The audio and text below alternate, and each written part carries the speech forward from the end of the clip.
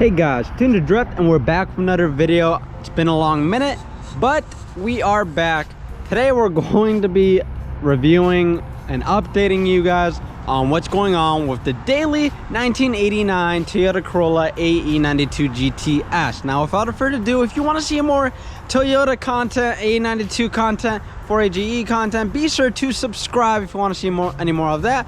Now let's go ahead and get right into it, guys. So, been out for a minute, but what's been going on with this bad boy is, as you can see, we have some collision damage. All right, so I was actually driving my car to work and or home, and I started feeling a little bit of a thumping going on in front end, right? A little weird, a little knocking.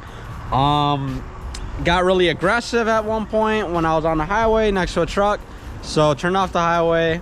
Got worse, turned the corner, and my wheel actually ended up flying off. All four lug nuts snapped, and the car actually fell onto this part of the chassis, tore the fender all the way up, tore the side skirt off, and obviously broke the lug nuts.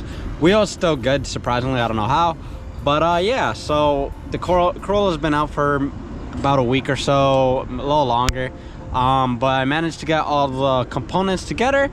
And while it was down, I thought it'd be a really great time to upgrade a lot of the things. So a lot of the things that you see now new on the Corolla is we have front coilovers, better coilovers than what we had before. They're still the same brand, max speeding rods, but they're really nice new coilovers. So we threw those in while we still had the chance. We upgraded the braking system, new rotors, new calipers, guiding pins, tie rod end, new wheel bearing, new axle. What else did we do on this side? Bleeder screws as well, I believe. We did the sway bar links as well, same on the other side.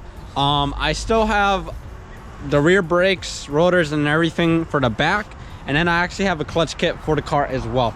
But yeah, so those are the components we installed while it was down. Just made sense. We also threw in serpentine belt into her, and then we also threw on some new terminals because the other ones were pretty ugly and it just needed a bit of a refresh. But oh, and as you guys could tell before, the alternator went out. But yeah, she's driving good.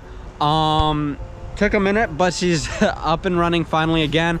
I'm probably gonna swap out that black fender onto this one in a bit, but for now I just kind of kicked it in a little bit more so I fucking get another replacement for it.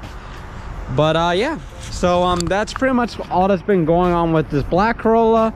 I've been trying to update it whenever I can. It's just you know, hard to do with work and everything.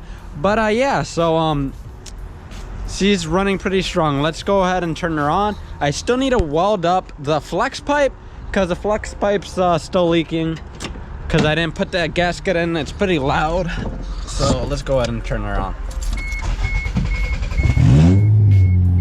So yeah, she's pretty loud.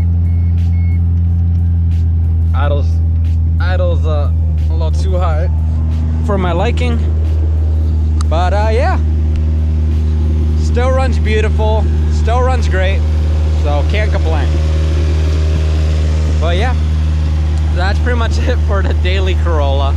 But thank you guys for tuning in. I'll be sure to throw more Ae92 videos your way. Now, if you want to see more Ae92 content, be sure to subscribe, and I'll catch you guys in the next one. Peace.